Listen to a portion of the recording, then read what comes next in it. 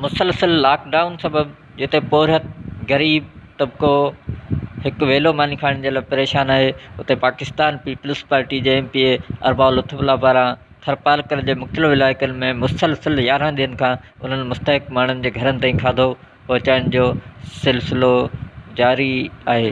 जो खाधो असांखे मिले पियो घरो घर मानी सभु सौ महिरबानी लुत्फुल्लाह मेंबर जी, जेको असांखे घरो घर छोकिरा टाइम हुनजे मानी पहुचाए वञनि। सारी महिरबानी हुनजी लुत्फुल्लाह जी शुक्रगुज़ार आहे। उन्हनि जो चवणु आहे त हिन मुश्किल सूरत हाल में लुत्फुल्लाह जो साथ असां लाइ तमामु वॾी ॻाल्हि आहे ऐं असां हिन वक़्तु तमामु घणो परेशान आहियूं। उन वक़्तु असांखे 2 वेला मानी पहुचाइण लाइ अरबाब लुत्फुल्लाह जी टीम असां ताईं पहुचे थी।